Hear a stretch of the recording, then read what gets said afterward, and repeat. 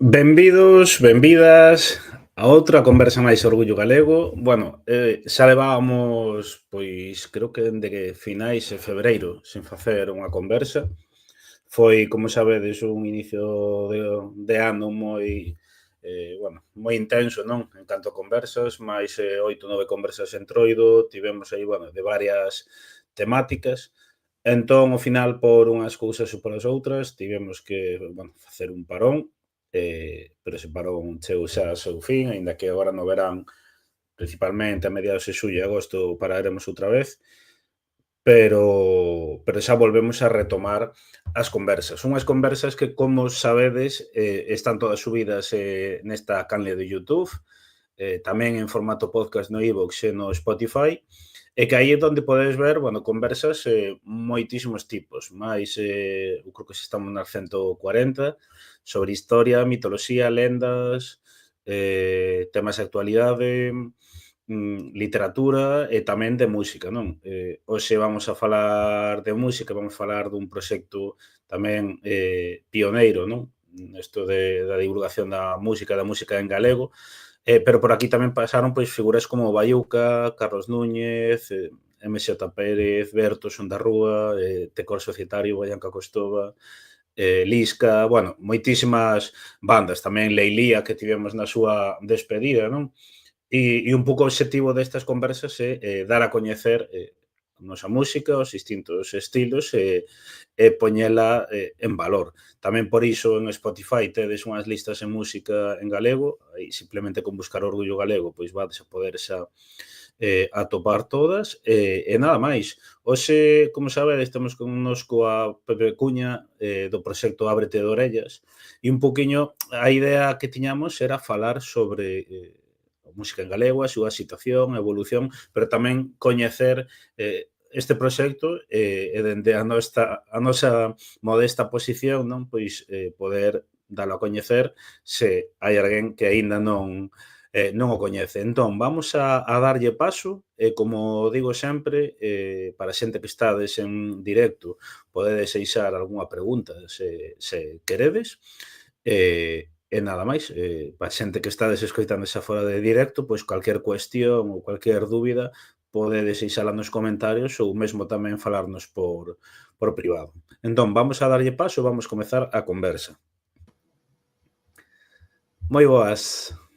Hola, ¿qué tal? Vos serán. Hola, Que Borja. tal? Que tal? Nada, benvido a estas conversas Orgullo Galego darche, en primeiro lugar, as grazas por participar. É unha conversa que tiña ganas de facer dende hai tempo, pero ao final, por unha cousa ou por outra, foise retrasando. Non sei se é a túa primeira en Twitch, a túa primeira vez en Twitch, pero, en todo caso, darche a benvida. Sí, sí. Bueno, antes de todo, grazas polo curro tremendo chollo que vos pegades de divulgación do galego en todos os eidos. Entón, pois, é un placer, a verdade que é un placer e estrearme con vos en Twitch e YouTube e estas cousas, pois, estupendo, estupendo. Aínda que agora o Twitch xa pasou un pouco de moda, rematou a pandemia e a Todo pasa de xente... moda, é increíble.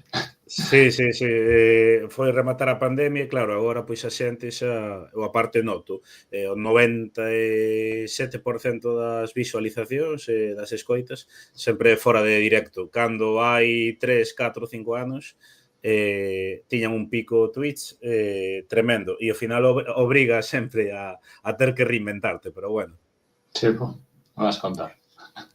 Xa, por eso mismo. Mira, din por aquí polo chat o Pepe Cuña, supoño que non se lembrara de min dos tempos do patín en Ferrol hai 30 anos. Quen é?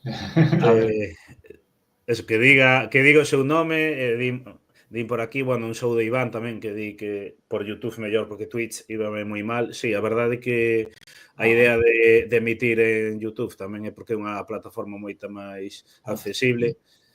Non sei se lees por aquí os comentarios que din Sí, tremenda... acabo de poñelos, Super Santiago. Sí, as jam sessions do patín. Además, foron as miñas primeiras experiencias pinchando música, me parece, casi sin querer. Sí, Pero ¿no? sí, eso foi unha escola de jazz para moita xente de Ferrol, sí. Sí, sí, sí.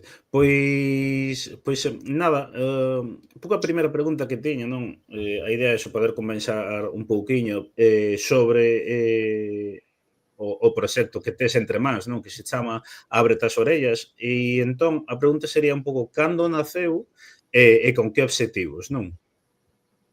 Pois mira, o nacemento foi unha cousa bastante natural, moi anecdótico. Bueno, vou resumir moito.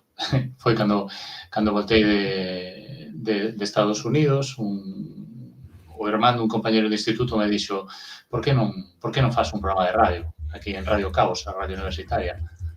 E dixen, por qué? O sea, dice, porque temos moitas cintas de casete grabada na casa e todas teñen a túa letra. Entón lle preguntei ao meu irmán, isto de que é? Pois isto de Cuña e tal. Pois Cuña ten que facer un programa de radio. E empecé a facer un programa de radio en Radio Caos, a emisora universitaria, pero non era un programa, o sea, eu non tiña daquela conciencia de dedicarme a falar da música en galego, non? Simplemente era as cousas que ia coñecendo eu musicalmente, pois ia compartíndoas, non? E chegou un momento, xa eso eran finais dos 90, o sea, xa casi acabando o século, e dixen, pois eu necesito, entroume ese verme de facer radio, entón dixen, pois eu quero falar de máis música, quero actualidade. E un dos selos o que escribín foi a do Folk, que é unha Boa Music, que son bueno, de Moaña, Fernando Luaces, e máis Inma. E empezaron a mandarme discos e ese foi un momento que a verdade marcoume moitísimo, porque eu viña do pop e do rock, os Resentidos era a miña referencia en canto a música en galego. E de repente chegaron a miña vida os Cempés e Berrogueto e cambioume moito a visión, non? Entón, todavía, o sea, ainda tiña máis ganas de compartir música despois de descubrir estas bandas. E aí foi como pouco a pouco, ábrete de orellas, o nome foi así desde o principio, era compartir música que ia descubrindo, independentemente de estilos, e empecé a falar cada vez máis da xenda de concertos, da música no país, pero principalmente daquela ainda non estaba internet. Entón, quen non podía escoitar a radio en directo, pois perdía esas cousas, non? Logo chegaría, pois, a posibilidade de gravalo e compartilo online. E aí foi a evolución da Ábrete de orellas, pero foi coincidindo co cambio de século. O cambio de século, as miñas primeiras crónicas en prensa e demais, tiña que colgalas nalgún sitio, entón empecé con portales gratuitos, eran pues, eSpana e cousas así, Blogspots, Fotologs, que é o antecedente do Instagram, podríamos decir. Sí. Digamos que iba adaptando a Ábrete de orellas a diferentes sitios para comunicar, para divulgar. É que E que ademais sobre o que comentas, claro, o proxecto naceu nun momento no que internet realmente non estaba presente na maioría das casas e non xa moito menos a redes sociais, non? De feito, os primeiros programas de Ábrete de orellas están en casete. O sea, na mesma emisora de Radio Caos gravamos esos programas. Empecé a facer bastantes programas, pero o nome que quedou sempre foi o de Ábrete de orellas, que foi crecendo pois, en axenda, en diferentes contidos, e chegou un momento que, bueno, esa radio universitaria desapareceu, vamos a decir que desapareceu, por diferentes cuestións, hai lendas urbanas sobre iso, sobre se foi, bueno, que non interesaba no campus, porque Radio Caos hubo un momento que era un auténtico fervedoiro de programas con moita creatividade, non só os musicais, senón a nivel de debate, a nivel de compromiso político e social. E chegou un momento que esa semente que deixou Radio Caos, pois algunha xente de Radio Caos decidimos crear unha radio de cero, unha radio en Ferrol, a semellanza da que había noutras partes de España e mesmo de Coac FM na Coruña. Entón, aí xurdiu Radio Filispín. Digamos que creamos un medio de comunicación, unha radio, onde expresar non sobre Ábrete de orellas, sino infinidade de programas. ¿No? Entón, desde ese momento, pues, estou falando do 2005, tal vez, naceu Radio Filispín e Ábrete de orellas comezou a ser un programa xa, nese momento xa era pues, 50-60% de música do país. Digamos que aí foi non o pico non, o inicio non desa progresiva incorporación da música en galego ata hoxe, non? Ata casi monopolizar. Digo casi monopolizar no sentido de que ti pode velo a xente na túa web, tamén tes crónicas e concertos Sí. de bandas que, por exemplo, recentemente Fermín Muguruza, non? Pero sí que é certo que Eu creo estás... que debe ser probablemente a única crónica que hai de Fermín Muguruza no país. O sea, é increíble. A única Claro. crónica en galego, ademais. En galego seguro, porque tal como están os medios na Galiza, coido que non hai crónica dese concerto. E que ademais, eu cando botaba un vistazo outro día a esta crónica, non, dicía, bueno, realmente, o tema das crónicas dos concertos é algo que está case esmorecido, non? Bueno, igual podesme corrixir, pero eu penso que xa non é algo no que a xente estea tan pendente, non? Non. Eu a verdade é que nese aspecto resístome a adaptarme aos tempos, non? O sea, en algunhas cousas, en canto a tecnoloxía, o método de difusión, pois sí, pero eu non me preocupo de se vou a ter máis visualizacións ou menos, non? Eu sei para que público máis ou menos escribo, o sea, escribo, por iso, non? Eu non son fotógrafo, saco fotos de vez en cando, teño sacado fotos desde o foso nos concertos, pero prefiro sacalas de público máis ben, non? Digamos que a foto é como unha chamada a xente para que veña a ler. O sea, non... Evidentemente, agora teñen máis importancia as fotos, e unha nota de prensa ben mascada, ben preparada, para que se faga un corta e pega, que non facer unha análise, unha crónica de verdade. Pero eu resístome a deixar de facer crónicas, a deixar de coller un disco, analizalo e ser esa ponte entre os artistas e o público en xeral. Non? Se alguén non quere ler, pois Aberto de Orellas probablemente non se sea o seu sitio, se non quere escoitar cancións enteiras tampouco, supoño que tampouco lles interesa moito ver a miña cara contando cousas en 30 segundos ou 50. É que, ademais, logo entraremos niso das novas redes sociais, dos novos xeitos de consumo, non? Pero é certo que agora mesmo ti subes unha crónica en Instagram, no Facebook, sobre un concerto cunha foto, un texto, e iso en 3, 4, 5 días xa ninguén lembra, xa a ninguén lle vai aparecer. Sin embargo, unha crónica fixada, non? Nunha páxina web si que che permite que en calquer momento quen queira poida acceder a ela, non? Quero dicir, fuxe un pouquiño directamente desa inmediatez que promoven as redes sociais. Sí, está claro que estamos nun momento, pero todo ten certa similitude, non? Eu no momento, eu non son xornalista, pero tampouco había xornalistas musicais no país, non? Entón, digamos que me fun aprendendo, fun facendo autocrítica, mellorando, escoitándome, léndome, intentando facer cousas máis atractivas para o público, e tivemos que crear unha radio onde poder facer soar a música en galego, por exemplo, que non soaba. Claro. E neste caso, pois agora con este momento, pois calquera, para ben e para mal, calquera pode expresar as súas opinións por medio dunha canle de Twitch, de YouTube, ou Instagram, ou que sexa, non? Entón, vivimos un momento de moitísima información, e entón o público é o que ten que elixir por onde vai, non? Que lle interesa, que non lle interesa. E hai cosas que van ben nun determinado formato e noutro non. Entón, aí penso que todos nos complementamos e ninguén debe deixar a un lado a ninguén, non? Pero a verdade é que o que é o criterio, a calidade, son cosas que se conseguen co tempo. E a veces as presas non son amigas disso, non? Querer chegar a moita xente, ao final provoca uns contidos que o mellor non son os que realmente ti queres ofrecer, non? Entón, o primeiro é ser un mesmo, creer un mesmo, e a partir de aí, pois, coller os formatos máis axeitados e facer un labor que penso que é importantísimo, non? Houve un momento, e logo xa seguramente falaremos diso, houve un momento que a música en galego se mantiña pola militancia de algunha xente, claro. Claro, sí. E sobre iso vamos a falar logo, non? Pero sí que quería volver atrás aí nun tema que comentabas, non?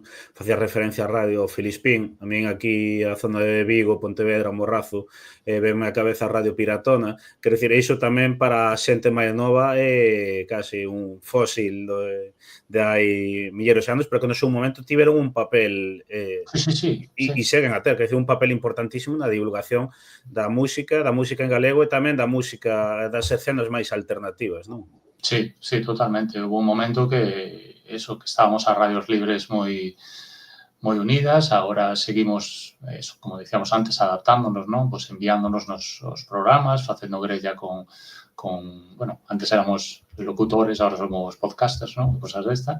Pero, por exemplo, sí, eu non sei cantos anos levo soando en Radio Piratona e para min é sempre presumo diso, no? De soar en Quack FM, en Piratona, porque penso que estamos aí non só polo que fixemos, non? Senón porque seguimos sendo un sitio onde a xente se pode formar, pode ser unha canteira de coñecemento e de divulgación. Entón, pues, penso que a radio sobreviviu a moitas cousas, chamalle podcast agora ou tal, pero a radio está aí, non?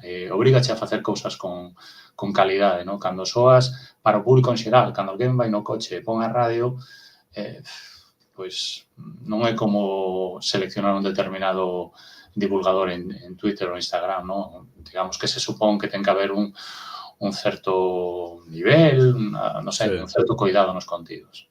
Efectivamente. E tamén seguimos indo para atrás, non? No momento no que naceu o proxecto, pouco, sobre todo para a xente que nos está a escoitar, que é máis nova, non? Cal era a situación da música en galego naquela altura? Porque os anos 90 sí que é certo que aí foron moi activos, non? Estaba o rock bravú, había un boom da música tradicional, o Xabarín Club, que tamén serviu como mecanismo de divulgación da música en galego, non? Quer dicir, realmente viviuse un boom, non?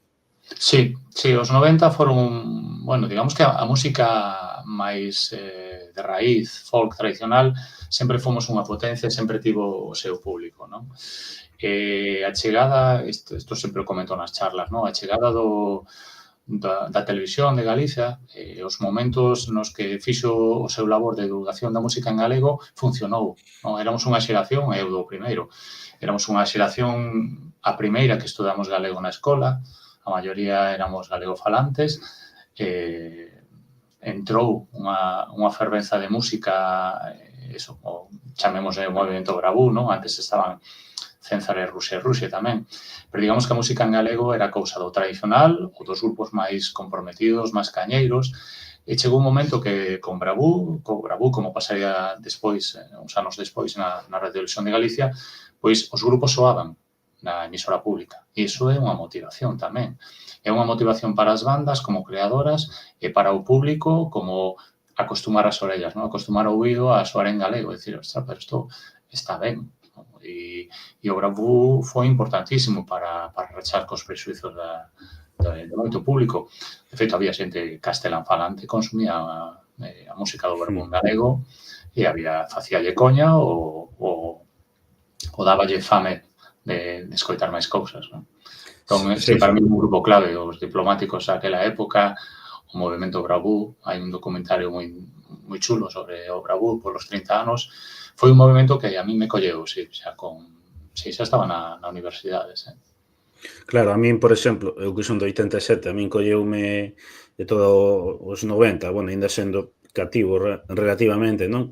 Pero eu, sobre isto, agora cando vou das charlas aos institutos, sempre pregunto música en galego, aínda vivindo un boom moi grande de música en galego, eu vexo que enumeran moitos menos grupos en galego que naquela altura, nos anos 90, podíamos dicir a xente máis nova, e era principalmente por influencia do Xabarín, non? Sempre sabías 4, 5, 6, 8 grupos en galego, non? E ademais, o que ti comentas, agora sí que está habendo unha diversificación, non, de estilos, pero naquel momento tamén, non? Entrou o ska, o punk, o rock ainda máis, non? Quero dicir, porque eu comento isto, non? Porque sí que ás veces vexo agora que din, bueno, estamos vivindo o gran boom da música en galego.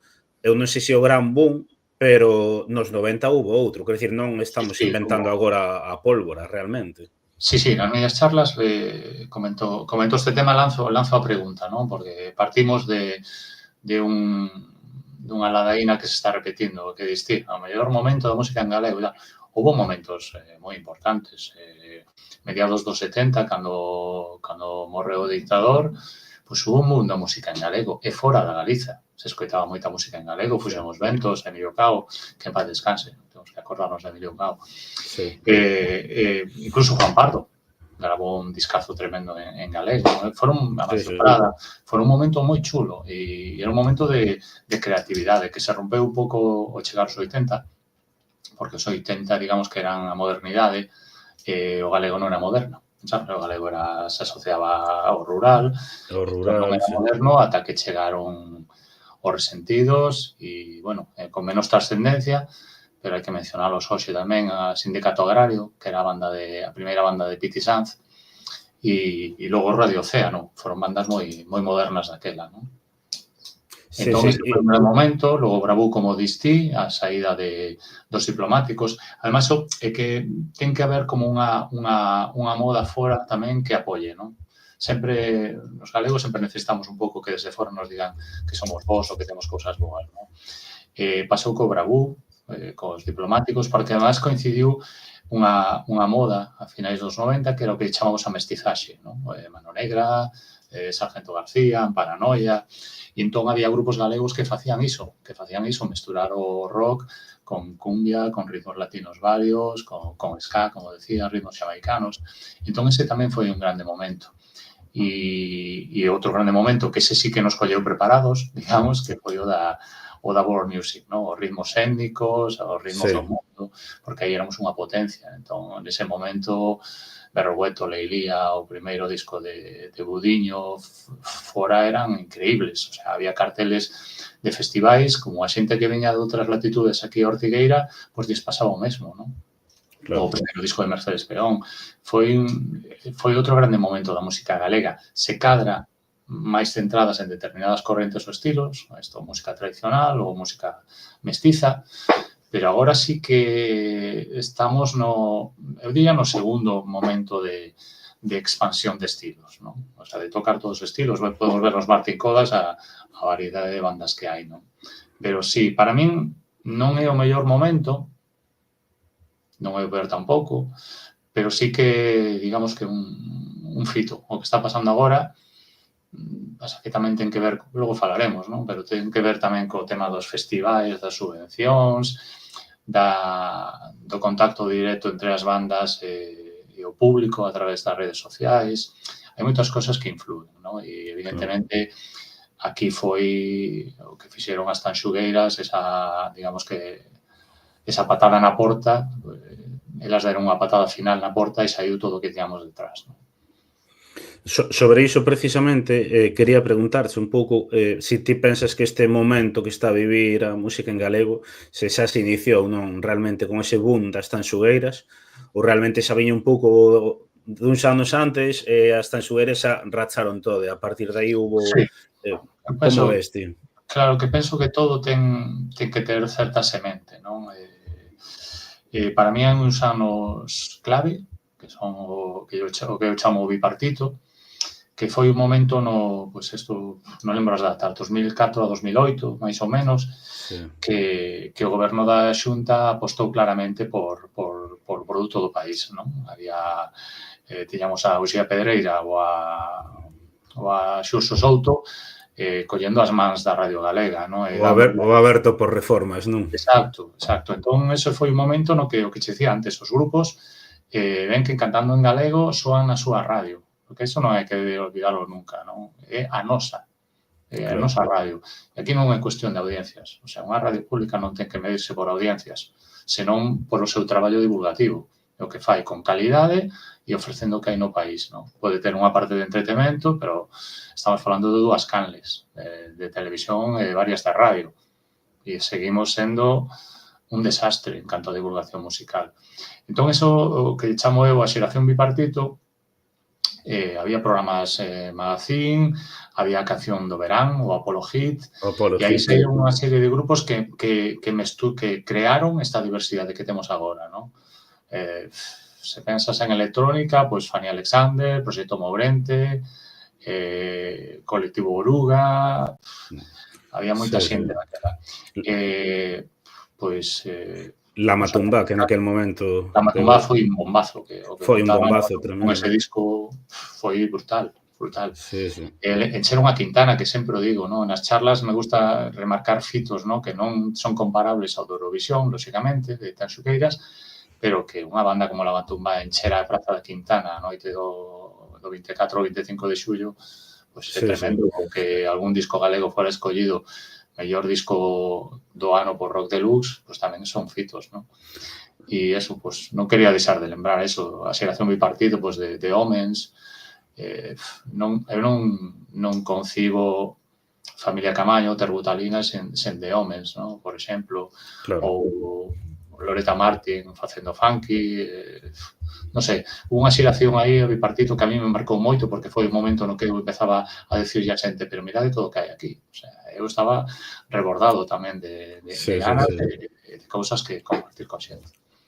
Foi un momento no que descubrimos, a min, por exemplo, ese momento pilloume xa 18 a 20, 22 anos, entón, con 18 anos estás aí que queres consumir moita música, lembro a Polo Hit que descubrira aí o grupo que agora gustame moito, que son os Dandy Fever, de aí do norte, lembro que tamén de ver na televisión de Galiza o Pulpiño Viascón, quero dicir, había unha diversidade enorme, e xa antes realmente eses grupos que, bueno, ainda tiveron prolongación ata esa época, non? Que Sí, veñen dos 90, os bueno, Escornabois, bueno, sí, moitos grupos. dicía eu o da Radio Televisión Pública, pero tamén compañeiras que quedaron polo camiño, ¿no? Como, bueno, algúns volveron, foi curioso, ¿no? Cando regresaron e me dixeron, "Buah, menos mal que estabas ti por aquí todavía", aínda para non sentirnos tan bellos, ¿no? Proxectos como Fanzine Online Sonotone, Sí, o a Reggae Fanet Label, con Noel Feans, que ahora volveu coa Reggae Fa Sessions. Era xente que facía, bueno, e os compañeiras de GZ Música, ¿no? Que seguen aí tamén. e son imprescindibles, porque moitas veces é que non somos competencias, eu non entendo estas compañeiras como competencias, sino como mutuo apoio, ¿no? Como dicir, mira, estamos no mesmo, pensamos que isto temos que estar aí, e ás veces tamén hai unha responsabilidade autoimposta, non? Se eu deixo de falar disto, porque estás canso, porque disto non vives, non? A isto dedicas o teu Claro. tempo libre e cansas, non? Además, sobre todo, se te comprometes con cousas, pues logo estás vetado, non? E entón, Sí, é sí, moi sí, sí. triste e hai que ter moita moral e bueno, e agora non me queixo porque últimamente me está indo ben co tema de charlas e demais, non? E hai xente que recoñecedes o traballo e chamades e isto é estupendo, pero sí que hai momentos que pensas que pensabas en deixalo, non? E deixalo, sí, Sí, xa, sí, porque isto é altruista, non? claro, claro. E sobre o que comentas, claro, o Gallao é o que dis ti, non é unha competencia. O Gallao vera, pois, 1000 persoas como a ti facendo, divulgando contido en Encantado. galego, ou a mí moitas veces dime tamén das redes sociais, digo yo, hostia, eu asino xa que mañá aparezcan 5000 persoas divulgando en galego dos temas que sexan en Twitch, en YouTube, non? Quero dicir, sería o normal e o sano, non? Claro. E aí pódese construir comunidade, ademais. Sí, que un non dá pa máis, non? Porque o que decíamos, este non é o teu traballo, entón, Claro, joder, pois tiñas que facer entrevistas, pois xa, tiñas que tal. Eu, mira, eu fago un programa de radio moi intenso, semana a semana, eu lle digo a xente que pode escoitar, pois mira, se lle presta que alguén lle diga, tes que escoitar estas 5 cousas esta semana, bueno, pois iso claro, tamén é compatible con reservar unha hora para ábrete de orellas e que nesa hora aparezan cousas do máis diverso. O sea, e o que sempre me gustou é que a xente que lle gusta pues, a música folk de repente coñeceu bandas de jazz. A xente de jazz pues, recoñeceu a SES, ou a Stanxu, ou as fillas, o de Homes, o Gran Poder, o Familia Camaño polo meu programa, non? E entón é claro. dicir, pues, que non sobre, non sabes? Que sexa como un complemento a todo o demais. Esa é a idea. Claro que me gustaría fazer entrevistas. Agora vou facer algunha entrevista por aí, pero non va a ser na Ábrete de Orellas e mola, ¿no? Cando a xente pensa en ti para determinados contidos. Eso está guai. Pero realmente un pouco enlazando co que comentabas aí ao comezo, non? É que pensaches en deixalo, é un traballo que fas no teu tempo libre, non? Pero tamén tiveches os teus quero dicir, recoñecementos, non? Por exemplo, os premios Martín Codax, que é un xeito tamén de recoñecer ese traballo tan titánico de anos. Non é único, lóxicamente, entendo que tamén que a xente siga a escoitar, a consumir o que ti faz, tamén é outro recoñecemento, pero son uns premios dunha envergadura moi importante, non? E que recoñece a túa trayectoria.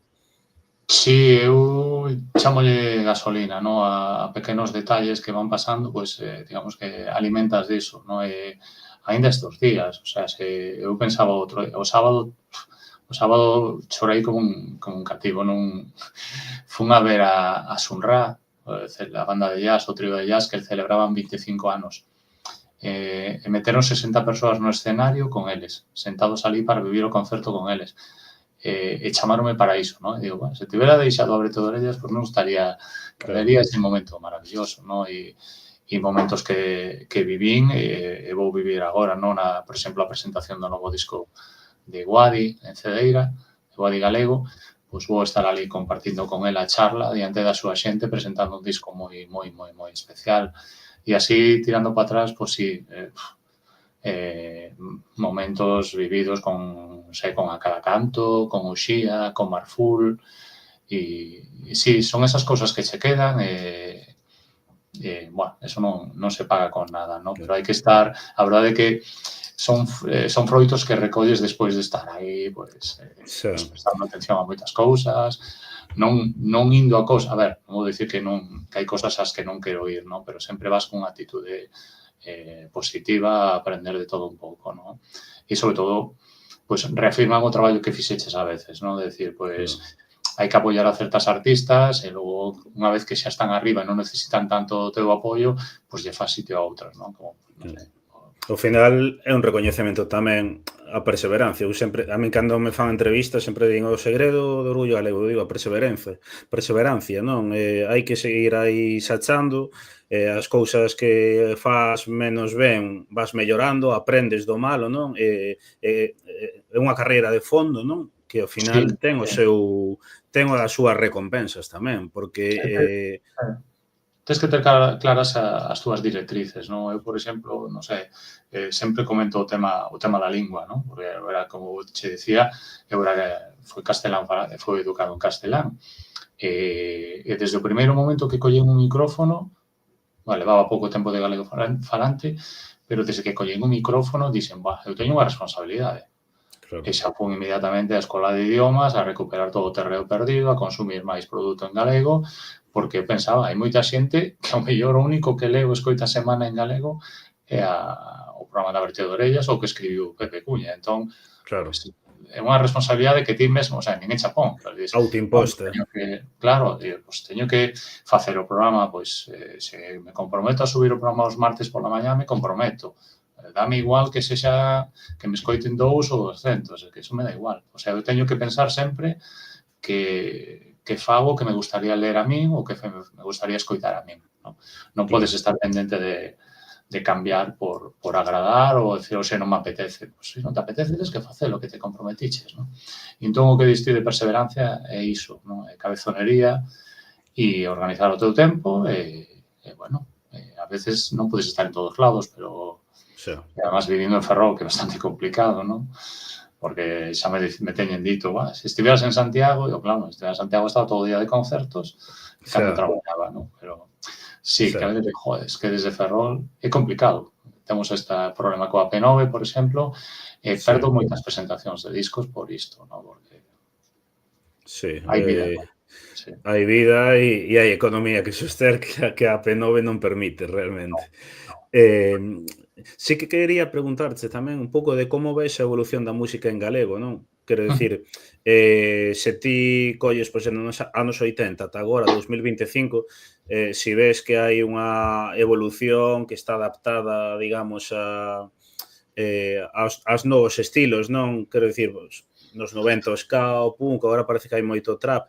Quero dicir, como ves esta evolución? Pensas que se está a adaptar a novos estilos ou segue encorsetada, digamos?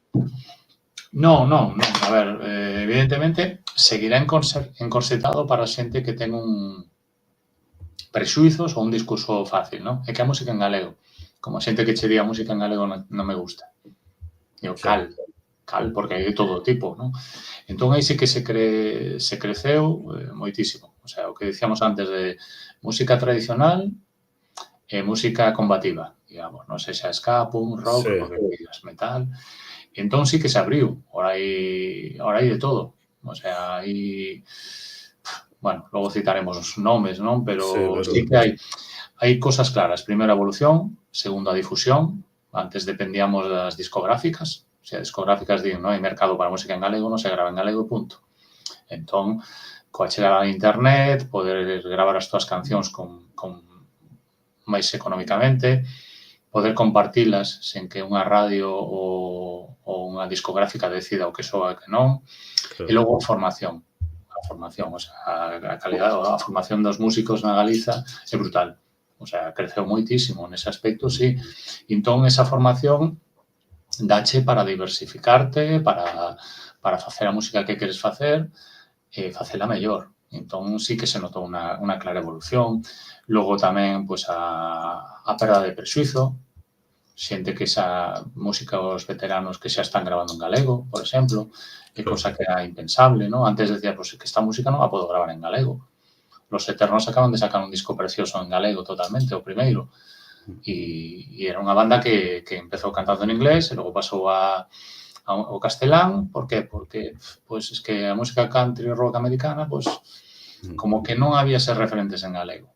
Claro. Los había, tipo Luis Emilio Batallán, cosas concretas, pero que digamos que se está abrindo a xente, ¿no? E ve que o galego pues, é un plus, o sea, unha cousa Claro.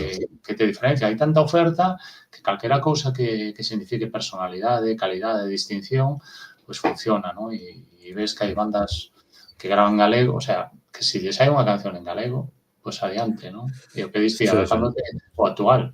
O sea, se os referentes son, pues como eran nos 80, Run DMC para Dios que te criou, nos 90, pues ahora, pues, non sei, xente que fai trap, pues pode soar Sí, sí. perfectamente en galego. E enchen, ademais, non? Eu vexo recentemente Rebelión do Inframundo enchendo a Capitol, o sea, sen entradas, Baiuca 4 datas consecutivas enchendo en Compostela, 2 datas consecutivas enchendo en Madrid, vemos grupos que fan pop para falar de temas banais tamén, Quique Varela, ou seja, hai unha diversidade enorme de estilos, os Rapans tamén, quero dicir que xa serve tamén para combatir eses prexuizos, non? Que o galego é música Sí, tradicional, non, pois sí, aí temos exemplos que incluso algúns refanse dende a tradicional, pero a cara novos estilos, non? sí, bueno, ahora hai un pouco saturación deso da Sí, folctrónica, hai un pouco de sí, saturación, pero como decías ti, mencionaches algún grupo e me veo a cabeza, pois, o tema da militancia que che decía antes noutra pregunta. Había xente que queríamos consumir música en galego, ¿no? E había pouca. E entón, non nos podíamos nin permitir decir que non me gusta. No, está en galego, entón necesitamos música en galego, ¿no? E agora estamos nun momento que é estupendo, ainda que parezca un pouco contradictorio, nun momento que vou decir, es que este grupo non me gusta nada, pero xa. está en galego, e guai, Pero, que pero haxa trap en galego. é un exemplo de normalización clarísimo, non? Esa, é que iso pensamos, se non lo dis hai 20 e pico anos, non o creamos, non? En plan, bueno, pouco normalitos e tal. Joder, está en galego, tío, eu necesito, un pobo necesita cantar na súa lingua, entón, claro. E ora hai grupos que non me gustan, o sea, non me gustan, pero chapó que existan, non? Ten que haber broma, ten que haber cosas moi sesudas e bueno, Claro, coa claro. idade vamos cambiando os gustos e necesitamos cosas distintas, claro, e ten que Claro. habelas. E xente como Zetangana que todo o mundo está coas mans á cabeza de golpe cunha canción en galego nos Grammy, non? Finalistas, quero dicir, que aínda que non guste, podemos ver como o idioma non inflúe, senón que se ti fas un bo produto ten un percorrido moi longo, non? Sí, sí, eso está claro. Ao final, chegamos a ese momento no que hai unha oferta tremenda e algúns quedarán e outros non. E, bueno, Claro. e se verá quen quen fai a cosas por oportunismo ou quen son máis honesto, pero eso é a historia da música popular, da música pop. O sea, sempre hubo hypes, o sea, sempre hubo cosas infladas, e hai cosas pues, que xa estamos vendo na música en galego que non pensamos que foran pasar. O sea, vemos grupos que dis, pero este grupo, tío, é boísimo, non o coñece ninguén, xa verás, se van a deixar. E estes, tío, pero como estes teñen tantos seguidores? Bueno, esos son os debates de toda a vida do pop, claro. Do pop. É que eso realmente aí enlaza con un tema que che quería comentar, non? E é un pouco como ves ti o papel das institucións nesto, non? Porque, quero dicir, eu creo que as institucións teñen que apoiar, pero sen caer digamos, na autocomplacencia, non? Quero dicir, explícome, teñen que contratar grupos en galego porque son bons e de calidade moven xente, non só por axudar, que tamén en certas fases é necesario, non? Pero a súa vez vemos como moitas institucións e incluso medios públicos difunden sempre da música en galego A, B, C, D e xa, esquecen como un abano moi amplo, non? E iso podemos velo co fenómeno das tanxugueiras, que a mí un grupo que me encanta, pero vemos que ese compromiso teórico que tiñan moitas institucións traendo as tanxugueiras simplemente foi un sumarse á moda e querer traelas. Unha vez pasou ese ano, non? Xa non levaron máis música en galego, entón, quero dicir, tamén contribúen a iso, non mostrando esa riqueza. Sí, iso é un xeito de... é política, a ver, vamos a dizer, todo política na vida, non? E un xeito de tomar decisións. É o mesmo que os festivais. Os festivais, ti podes programar o festival segundo as visualizacións en YouTube e en Spotify, ou podes facer como no Jazz de Ría, no Felipop, no Sinsal, que haxe unha persoa que controla, que lle gusta e que decida o que lle quere ofrecer ao público que vai a ese festival. Entón, se ti programas moda, o que dis ti, van a ir os 4 grupos que estén de moda ese ano e o ano que ven, polo que sexa, polas campañas de marketing, polo que sexa, serán outros 4 probablemente. Non? E entón hai xente en galego de moitísima calidade que está pasando mal. Claro. Que está pasando mal porque, ao final, os cartos van para cato. Que hai que facer discriminación positiva co galego? Totalmente. Totalmente, porque se ti lle das a un festival unha cantidade de pasta nosa, de todos, co nome de Xacobeo, co nome de Xunta de Galicia, pois tamén tens que exixir algo. Eu se vou a Cataluña, quero ver grupos cataláns. Eso está claro. Eu entendo que se ven xente a Galiza, teñen que ver músicos galegos e tocando en condicións. Non dicirlles, toca gratis, que xa te estou botando un escaparate. Entón, é política. Entón, desde o momento que se ti crees que hai diversidade na música galega e hai calidade, pois vamos a apostar por iso e vamos a seleccionar con esos criterios. Claro. Entón, claro, queres encher un sitio? Pois claro que traes o cantante de moda. Entón, o mellor hai que apoiar outro tipo de festival feitos con outros valores, con outros criterios. Pero sí que o das institucións é moi falso, hipócrita, ou oportunista, ou diñeiro chama diñeiro. O sea, hai festivais que están inflados de pasta e logo non perceben. Sí, pero é que ti, por exemplo, eu isto, o que comentas ti, eu comentaba creo que foi hai 3 anos, nas redes sociais de Orgullo Galego, facía unha crítica, certo festival que vai haber nas próximas semanas, Santiago de Compostela, que está ata arriba de cartos públicos, non? Comentaba porque había unha persoa argentina que vivía en Madrid que me decía, claro, eu vou ali, pero aparte co nome que ten todo iso, non? Eu o que agardo é poder coñecer máis sobre Galicia, a súa música, os seus estilos. E non é así. E incluso podes dicir, mira, vou traer a un par de artistas internacionais, 3 de moda, pero xusto antes deles vou meter unha banda en galego para que toda a xente que vai ver ese artista de moda poida ver música en galego. Pero non, tamén collen e méteno ás 2 da tarde cando vai calor, cando todo o mundo está comendo, que a Nina non chegou. Quero dicir, xa non é só que non contes con música en galego, sino que contas como para cubrir o cupo, pero ás veces, a min pareceme indirectamente un desprezo coller 2 bandas en galego e metelas 2 á tarde, non? É un desprezo e somos un chollo. Somos un chollo, porque cos nosos cartos estamos pagándolle mogollón de euros a xente de fora. Claro. Non somos, a verdade que somos un chollo. Sí. E, bueno, todo con complicidade, porque a industria, levamos moito tempo con isto de hai industria musical, hai escena musical galega. Agora mesmo, se te fías de que por 5 nomes ou 4 nomes que estén nos festivais a música en galego está ben, non é certo. Claro. Hai cosas que non son normais. O sea, non é normal que unha banda pase do local de ensaio a tocar nun festival.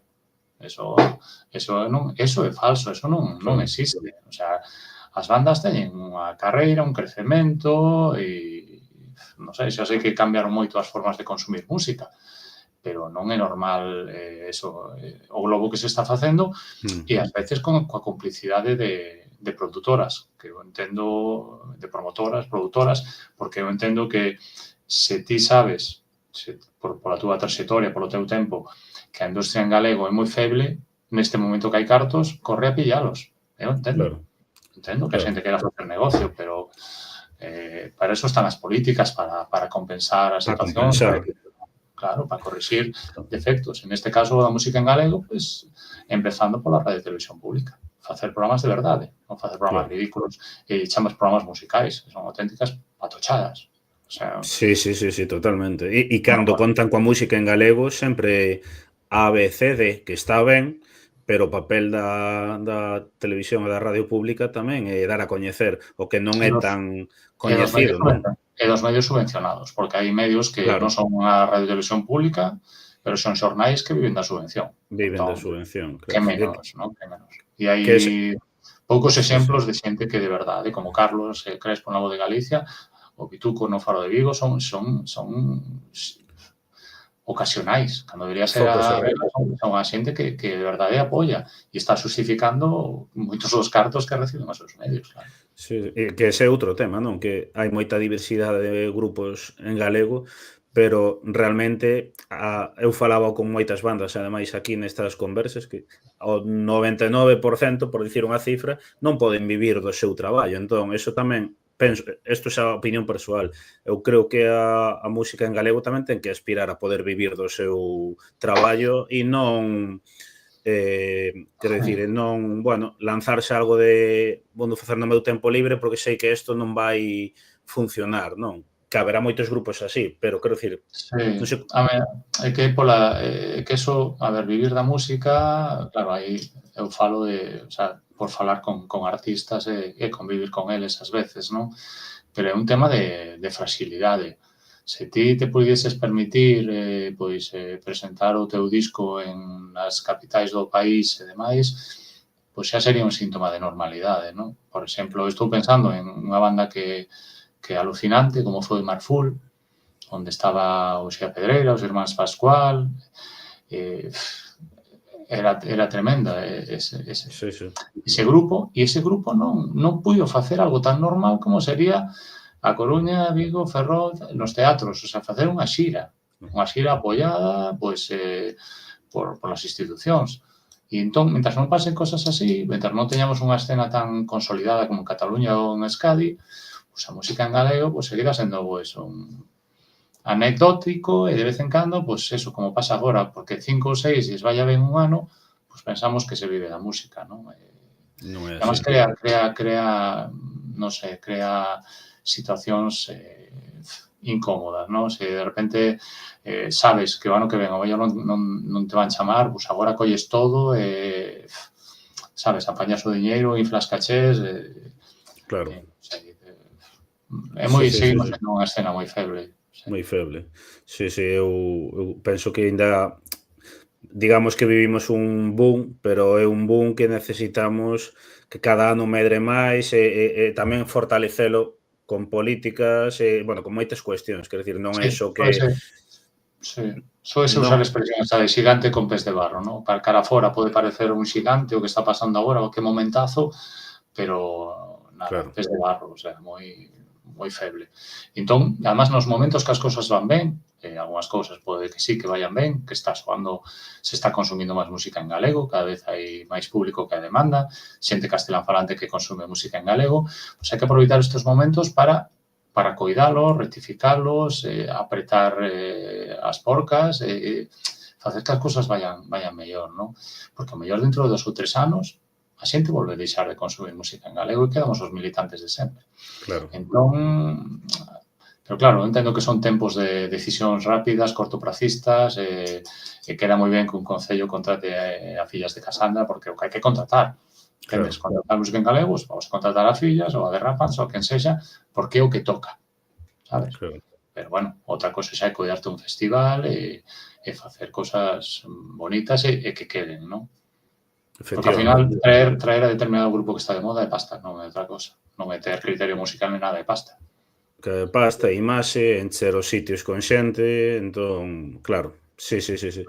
E tamén hai un tema moi interesante, non? E é que, dende que comezaches co proxecto ata agora, mudaron, non, os xeitos de Sí. consumir música, como se consumía música hai 30 anos ou hai 15 anos non é igual que agora, pero tamén mudou, non, o xeito de achegar o contido, non? Agora temos, por exemplo, o fenómeno das redes sociais. Entón, tiña dúas preguntas, un pouco como te afecta a ti no teu proxecto este fenómeno das redes sociais, este xeito novo de achegar o contido, e por outra parte, como viches tú esta evolución nos xeitos de consumir música?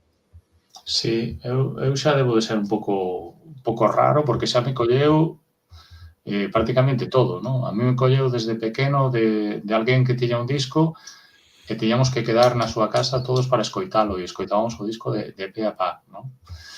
E logo, pois, poder gravalos, non? Conseguir un disco, gravalo e compartilo en xente, o sea, 6 amigos, cada un compraba un disco e os 6 consumíamos esos discos, non?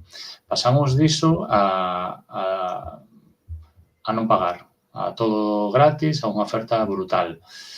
E entón, pois, a xente escoita o que cree que quere, non? Porque non hai a figura do divulgador ou do peneirador O que das lle cousas. recomenda o Sí, algoritmo, máis ben. o curator, non? Estas cousas.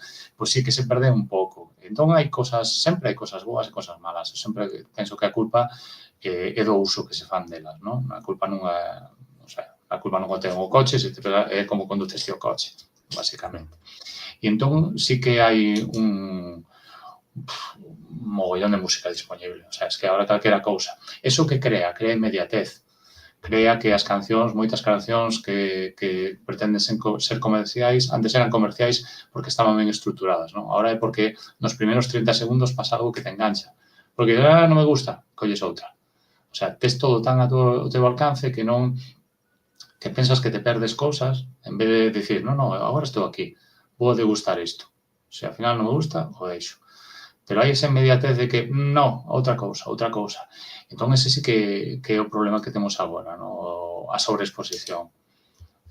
Nadar neste océano de tanta oferta. Eso é un problema. E outro problema das redes sociais é o algoritmo e todo isto, no? Que che dan máis do que xa che gusta. Entón, eso vai en contra do que é o abrete de orellas, non? O abrete de orellas é crear, pois, uns ouvidos que ti tes os teus estilos favoritos, pero vas coñecendo outros e vas apreciando cousas de outros estilos, non? E te vas quedando con cousas. Entón, sí que neste momento o abrete de orellas é un pouco o contrario, non? Ahora se crean guetos. Quen consume isto, e consume máis disto, e máis, e máis, e máis.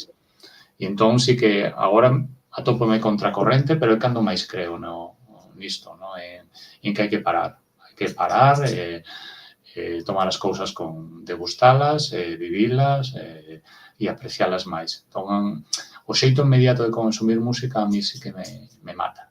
Encántame ter referencias, o sea, ter a posibilidade de escoitar todo. Antes ías a un festival a cegas, tiñas algún amigo que decía, non vou, que non me sei as cancións. Pero agora, antes de un concerto, pois, miras a ver de que vai este grupo e ao mellor deixas de ir por iso.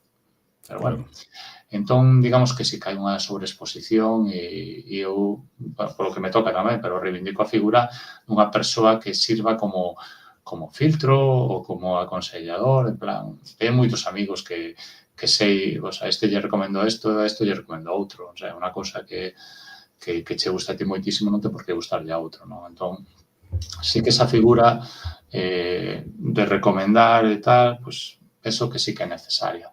Porque ahora estamos afogados, o sea, que hai un tsunami de oferta e eso se come, eso agocha máis que nunca cosas moi boas.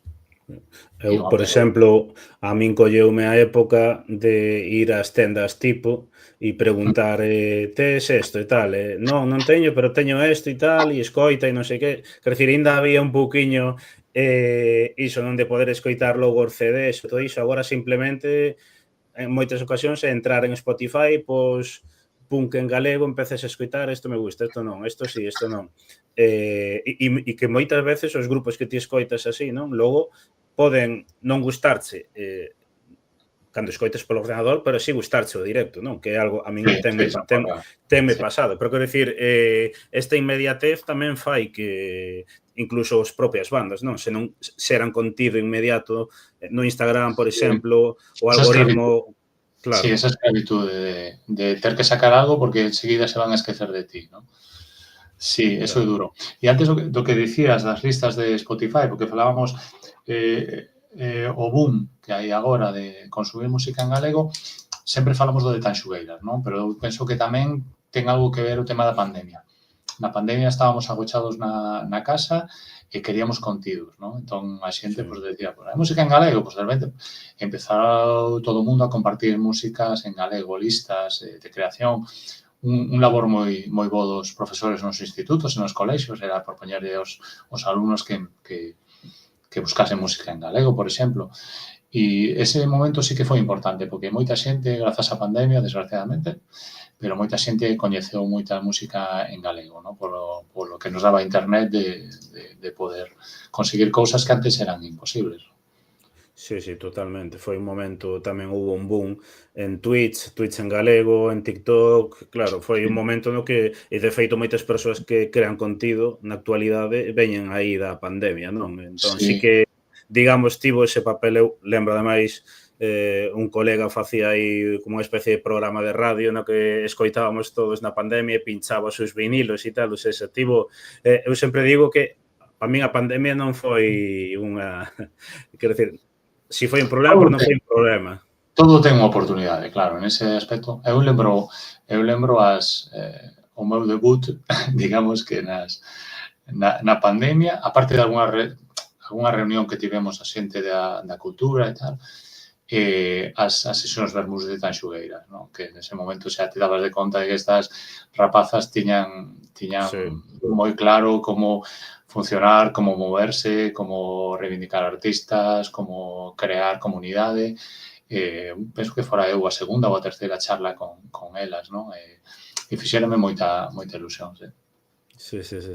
Pois, vamos entrar no final xa, e entón quería facerche 3 preguntas, non? A primeira é como ves o futuro da música en galego, se pensas que hai que seguir peneirando aí no campo do ocio do entretenimento como xeito de achegarlles a música en galego, pero un poquiño vamos facer, digamos, falar dun tema que non saberemos como vai ser dentro duns anos, vamos intentar así Sí, poder facernos unha idea de como pensas que podría ser a música en galego no futuro, si vai sí, penso que avanzar. sí.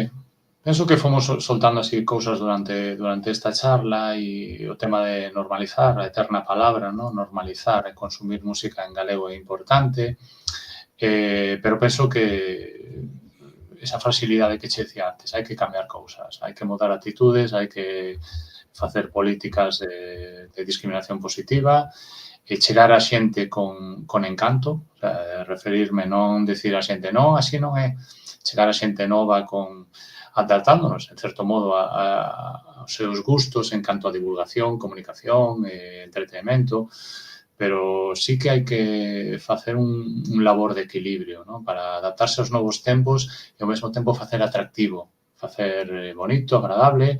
En galego hai de todo, lóxicamente, como calquera lingua, hai cousas máis sesudas, cousas máis lixeiras, como decías antes, músicas máis lixeiras, un pouco máis facilón, e o caso é chegar a xente, no? Pero claro, eso tamén ten que ver co galego en todos os ámbitos da vida, no? O sea, a xente que decidimos No. vivir en galego, consumir música en galego, lecer en galego como parte do noso día a día, pois penso que é moito exemplo. O sea, temos que predicar moito co exemplo. Non pode ser que a xente vai a clase de pandeireta e logo saia dali falando en castelán, non? Ten máis. O sea, ir a clase de pandeireta e cantar en galego é máis que ese simple feito. É unha cultura, son cousas que hai que metelas no día a día. Entón, queda moito por loitar. Aquí me saiu a vena de Queremos Galego, lógicamente, pero é que todo vai xunto. O sea, non podo separar compartimentos estancos no que ten que ver con cultura, con consumo de lecer, de espectáculos. Entón, aí hai que exixir a clase dirixente, hai que ser activo socialmente e hai que compartir e sobre todo actuar con exemplo. Eso é o máis importante, o exemplo. Totalmente de acordo. E tamén estamos falando dende hai tempo sobre a música en galego, grupos, estilos, etcétera, pero a xente que queira escoitar, consumir o teu proxecto, Ábrete de orellas, en que plataformas emisoras poderíamos escoitar o programa e tamén en que redes sociais? Sí, o programa está normalmente os martes pola mediodía colgo o programa semanal en iVoox e tamén en Archive, porque parece que había uns problemas ao descargar os arquivos de iVoox que viñan con anuncios ou non sei que. Entón están en Archive e en iVoox. Están os links nas miñas redes sociais. A verdade é que hai que recoñecer, non teño problema de dicir que son un boomer. Entón, moito do meu público é público de Facebook, non teño problema, pero tamén procuro estar activo en Instagram, en Blue Sky, tentaba saírme de X ou de Twitter, e a verdade é que cada vez uso menos, pero creo que se está creando un bon clima en Blue Sky, non? Había moito mal rollo en moita toxicidade. Bueno, xe, se chamará, non? Sí.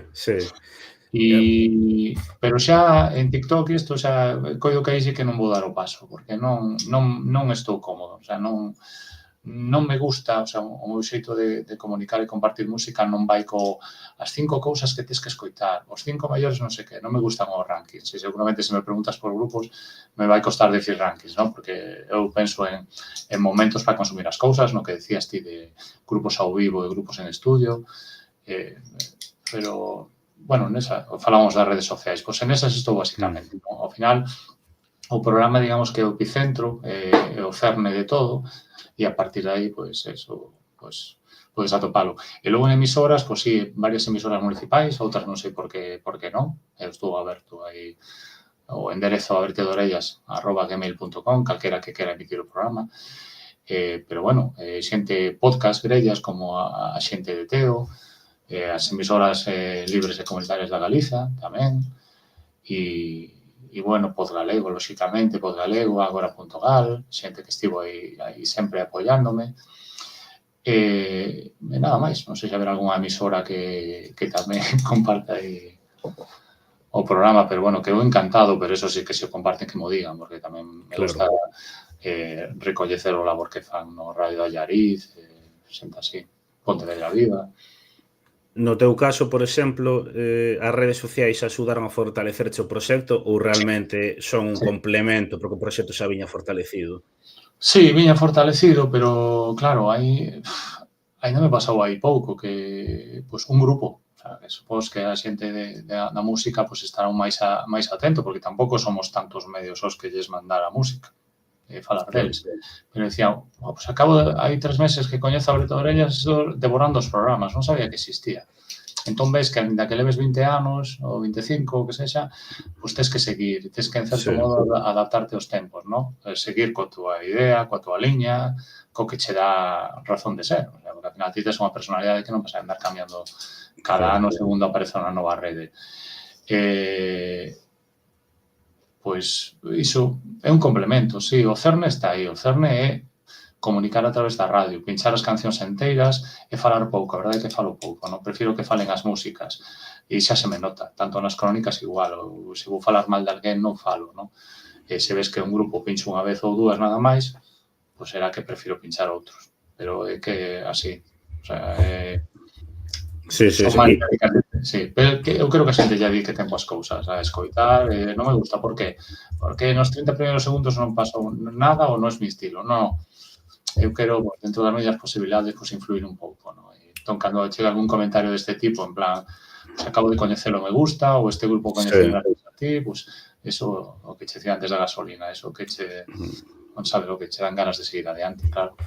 E que ademais encaixa ben neste boom que tamén hai, que se falamos de moitos booms, non, do consumo de podcast, que tamén, bueno, Sí, e é iso que che decía, hai que compensar, ¿no? O sea, compensar, a ver, de ben, o sea, se ahora ves que, que me encanta Bayuca, por exemplo, pues eu sí, digo, pues mira, ti coñeces a Eclectica Ensemble, o disco que sacaron en tal ano?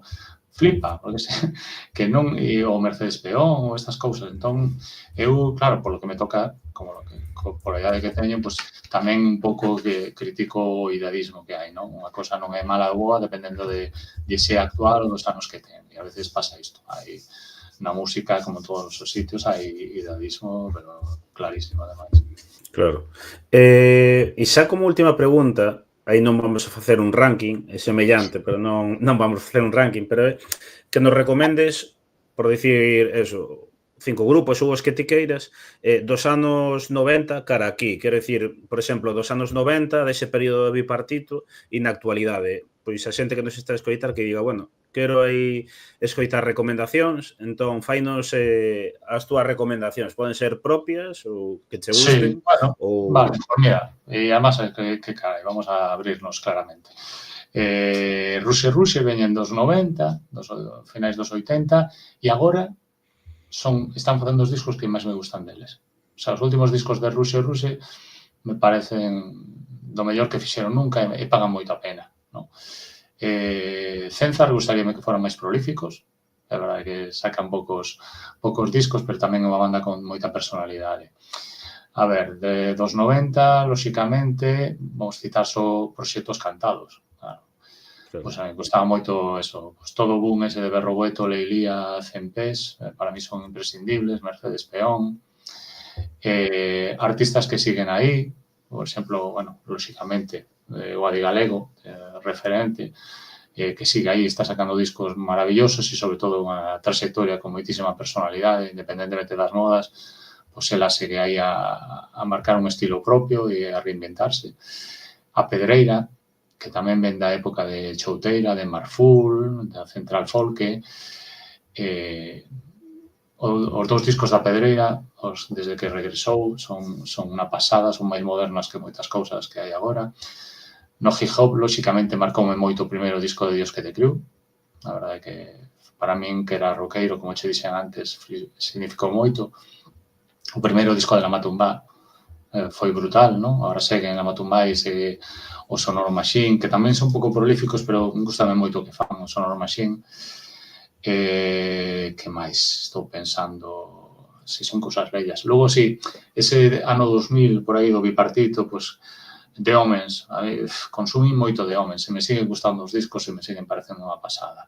Me gustan cousas de Ataque Escampe, porque a verdade é que cada disco se querían reinventar, pero gustame moito esa retranca, ese contar cousas así dun xeito especial, como facían os Resentidos, gustame moito eso.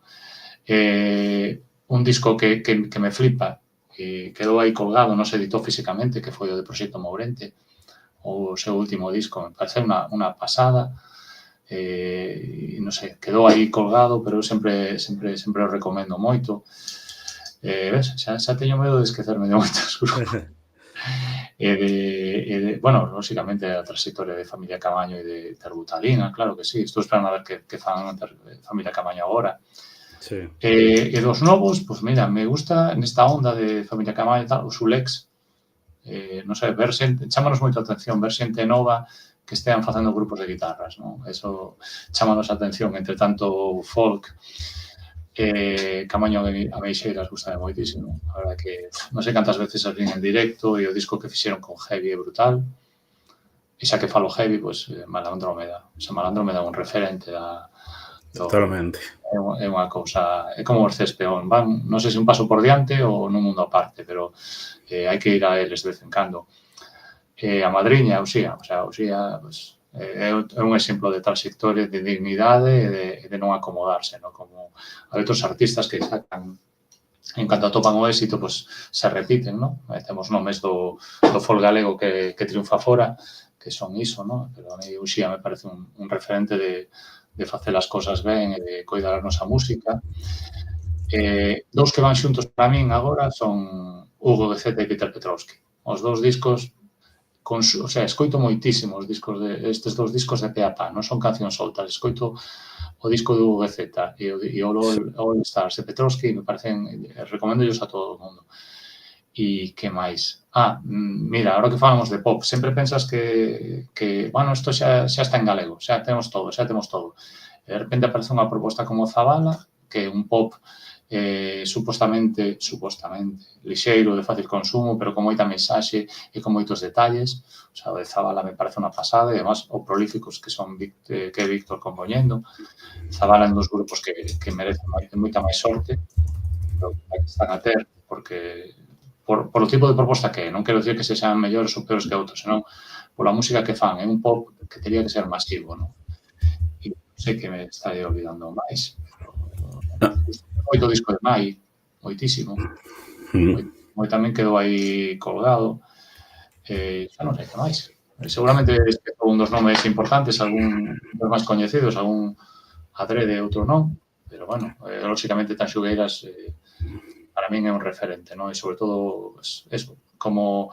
o disco de, claro, pero aí xa entramos con xente de fora tamén, o proxecto de Gala e o vídeo de Aida Tarrío con Refri é exquisito. Sí. Tamén. A verdad... Perdón se me esquezo, o Gran Cabela de Budiño en directo é tremendo. É un artista que non sei por que non toca máis, o sea, que debería tocar moitísimo máis. O disco de Budiño en directo é unha pasada. Viñame a min antes a mente, cando falabas ao comezo de mestizaxe e todo iso, a min hai dous grupos que me gustaron moito, un máis especialmente, pero eran Nenos a Revolta e Meniños a Rúa, que están completamente esquecidos, que eu creo que a día de hoxe xa non escoita casi ninguén, pero que... Sí, no momento a mí me coincidiu ver en directo a Nenos a Revolta, e marcaron moito. Moita xente que me lembra sempre os dos discos de Nenos da Revolta, porque tamén estaban no tema da mestizaxe, e eu engadiría a canteira que foi Xenreira. Xenreira tamén é un caso de un disco só e todas as bandas que saíron de aí, os hermanos Paino, non sei.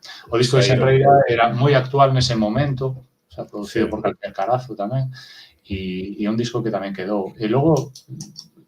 E que hai moito na exposición esta que non chegamos a falar de Cantámola en galego e de Galegoza.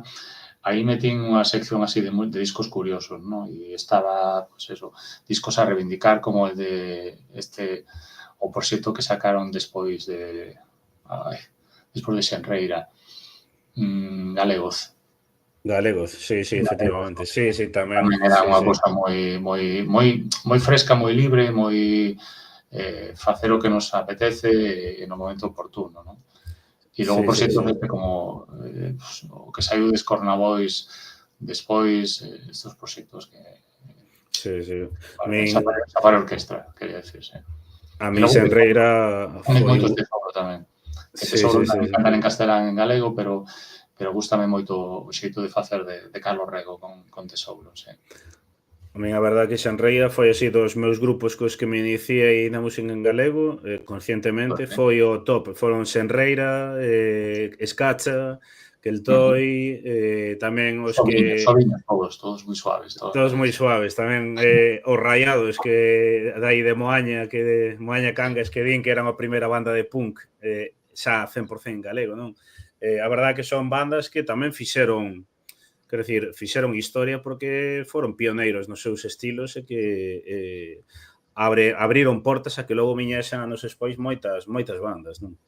E ahora que estamos aí, pues claro, se empezamos a nombrar grupos, teño aquí en riba da mesa o novo disco de John Deres, que me parece que pegaron un golpe encima da mesa. Era un grupo que eu tiña aí está ben, pero este disco me parece que non sei, de vez en cando xúntanse circunstancias e gravas un disco que dis, bueno, isto hai que enseñarlle a todo o mundo, porque dentro do que é o rock duro, bueno, este tipo de música que facían John Deres subiron de calidade moitísimo, na miña opinión. Pero, bueno, son moitos discos e de vez en cando, pois, es un aberto de orellas, tento sacalos.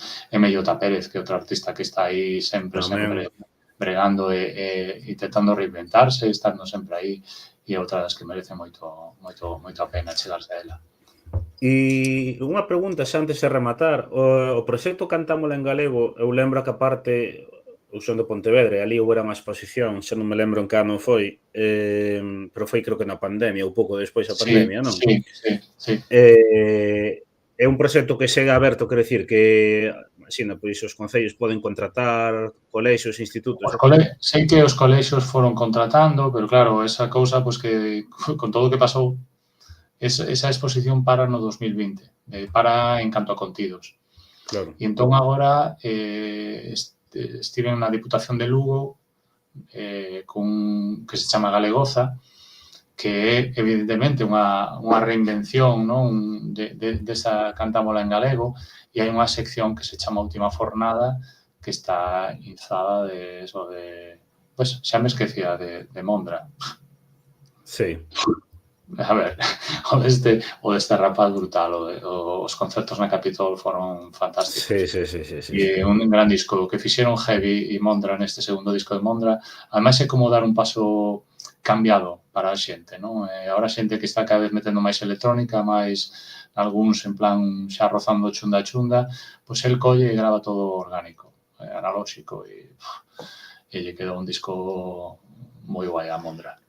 E Mondra Sí, sae nesa exposición, no que che dicía de Última Fornada, pero sí, son dúas exposicións que teñen que ver con este momento e con dicirlle a xente, guai, ahora que xa chamamos a túa atención sobre a música en galego que se fai agora, toma todo isto. Caldo, caldo, caldo encántame. O sea, dame todas as gafas que tamén. queira concertos de caldo que me parece unha preciosidade. Sí, caldo é outra maravilla. Paramos coa entrevista porque se me van a aparecer nomes que non dixen tal, non dixen non sei que. Sí, sí, vanche ir, sí, sí, sí. Pois Caldo, nada, eu creo que con esta recomendación son máis que suficientes. Tamén a xente pode entrar na túa página web, consumir os teus programas e ir coñecendo máis música. Entón, vamos a deixalo aquí xa, porque, bueno, xa levamos bastante tempo. Foi unha conversa ben completa. E nada, pola miña parte, darche as grazas pola disponibilidade, que ao final eu sei que ao tempo para todo o que temos que facer é moi curto, non? Agradecerte, como digo, que viñeras estas conversas de Orgullo Galego e darche os parabéns tamén polo proxecto porque, bueno, supoño que xa cho diría moitas veces, pero tamén quero dicir porque a min persoalmente sí que me axudou a descubrir novas bandas, non? E novos estilos tamén, aínda que sexa moi pechado nos estilos que me gustan, pero sí que me axudou a descubrir novos estilos. Entón, nada, parabenizarte e darche as grazas. moitas gracias, Borxa, polo traballo que facedes e por pensar en mí para unha charla aquí en Orgullo Galego e seguir adiante e estamos todos no mesmo bote, me parece a mí, Pois como sí, diría aquí o compañeiro Xaquín Marín. así é, e ogallá sigamos moito tempo e que o proxecto Ábrete de Orellas siga tamén moitísimos anos máis. Nada, deixoche xa marchar e novamente graciñas. Aperta a orelluda. Aperta. Chao. Chao, chao. Bueno, unha conversa moi intensa na que tocamos moitos temas que a verdade eu tiña planificada para 45 ou 50 minutos, ao final estirouse a 1 hora e cuarto, pero bueno, creo que quedou un contido moi completo, unhas recomendacións moi diversas, moi completas, e como digo sempre, animarvos a seguir as súas redes, a consumir o seu programa, a ver a súa página web, porque deso tamén consiste, non? Orgullo Galego, de poder recomendar proxectos que non coñezades, e o obxectivo desta conversa é que sigades a Ábrete de Orellas. E nada máis, vamos a deixalo aquí, xa a verdade tiña moitas ganas de retomar estas conversas. Agora paramos, pero a vindeira semana, o día 3, teremos unha conversa nova. Desta volta vai ser dende Ourense, en Plató, vamos falar sobre industria, moitos temas moi diversos, eólicos, pizarreiras, bueno, moitos temas e vamos a falar dende alí. Será o día 3 ás 8:30, creo que é. Pero, bueno, en todo caso, anunciarémoslo por aquí polas redes. E se todo vai ben, tamén a vindeira semana estará connosco Rebelión do Inframundo para falar. Nada máis, como dicía antes, seguide o proxecto de Ábrete de Orellas, deixámoslo aquí, moitísimas grazas e boa noite. Chao.